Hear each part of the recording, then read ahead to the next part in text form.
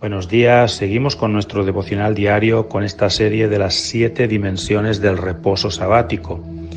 Hoy vamos a la quinta dimensión, aunque anteriormente vimos en 4 dimensiones que necesitamos descanso físico sin trabajar, un descanso mental, intelectual, también un reposo emocional, restaurador del alma y un reposo creativo para entrar en lo celebrativo. Hoy nos toca esta quinta dimensión, que es un reposo espiritual, también conectado con lo que podemos llamar el reposo evangélico. Y ahora vamos a ver por qué. Porque evangélico significa el evangelio, buenas noticias, ¿verdad? Esto lo sabemos todos.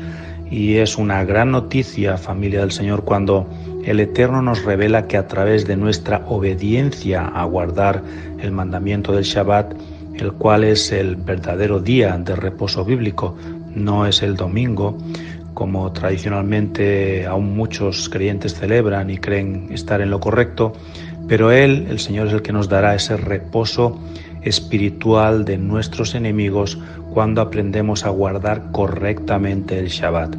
Fíjate en Génesis 2:2, dice: en el séptimo día de la semana de la creación, día 7, el Eterno acabó, kalá en hebreo, la obra que hizo. El verbo kalá significa finalizar, completar, llegar a un fin.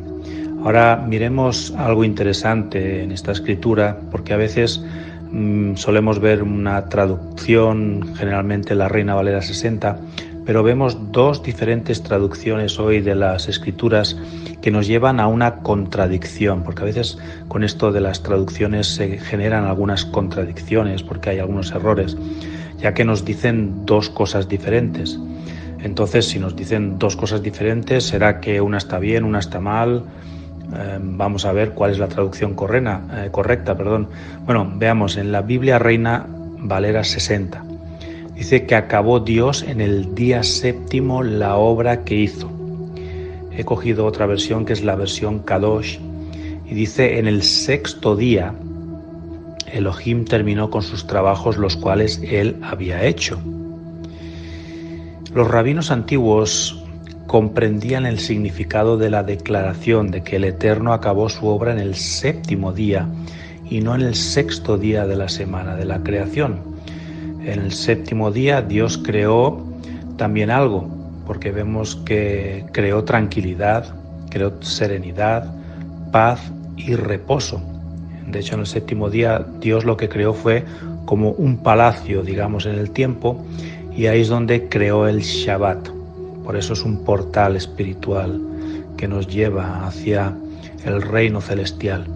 Así que vemos ahí como una contradicción de que en la Reina Valera dice que acabó Dios en el séptimo día la obra que hizo, y en la versión K2 dice que en el sexto día el Señor terminó con sus trabajos.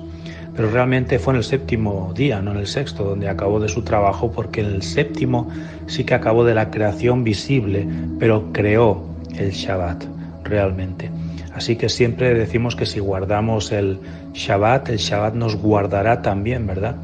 Pero ¿de qué nos guardará? ¿Esto es real? Bueno, nos guardará de todo mal, porque el guardar el mandamiento del Shabbat nos va a guardar de todo lo que tiene que ver con la acción del reino de las tinieblas que hay en este mundo, perdido en sus pecados y delitos, y que suele venir contra los que estamos en la luz del Evangelio.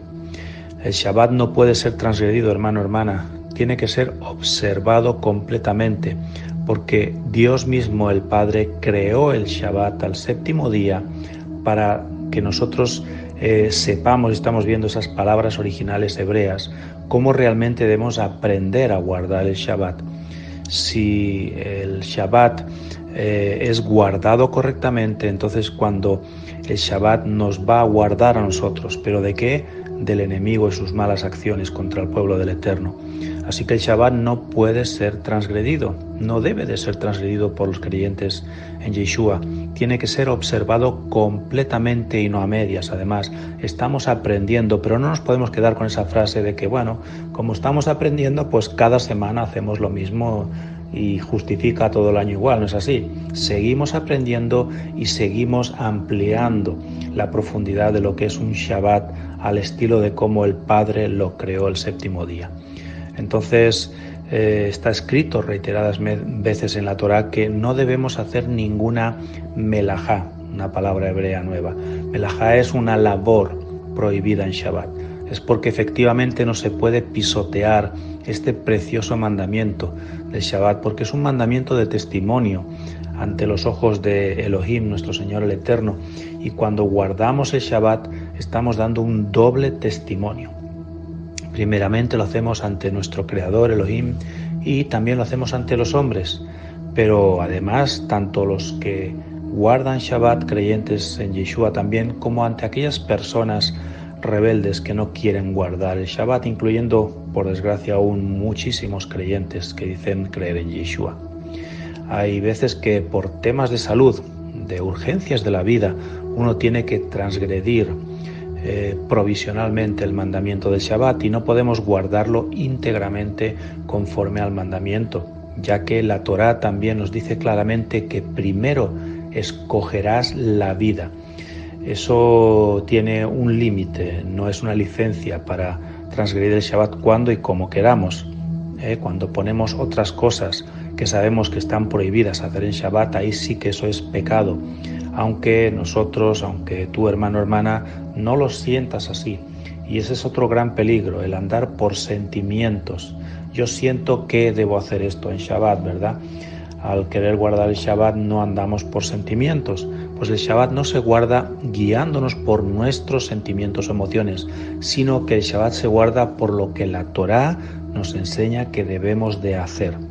Así que dentro de las pautas que Elohim, el Todopoderoso, pone para mostrarnos a nosotros su gran amor y también cuando nosotros observamos, nos sujetamos a los mandamientos, a los pactos del Eterno, debemos entender que el observar el día verdadero de reposo, el Shabbat, es un puntal de nuestra fe en Yeshua. El Shabbat es la señal externa del reposo en Yeshua, de nuestra fe que reposa en Yeshua en una obra terminada y el Calvario. Yeshua es nuestro Salvador, pero también Él es nuestro Shalom, nuestra paz, y nada tiene que perturbar esa paz dentro de nosotros. Esa es la meta, aunque muchas veces hay cosas, ¿verdad?, que aún perturban nuestro Shalom.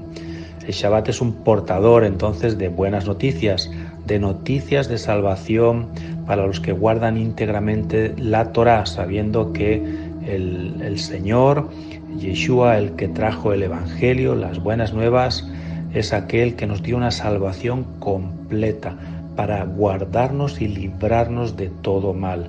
Así que si tú crees en esa obra redentora en el madero, lo que hizo Yeshua muriendo por ti allí en la cruz, tienes salvación, vida eterna y bendición también, mucha bendición disponible en esta temporada para ti.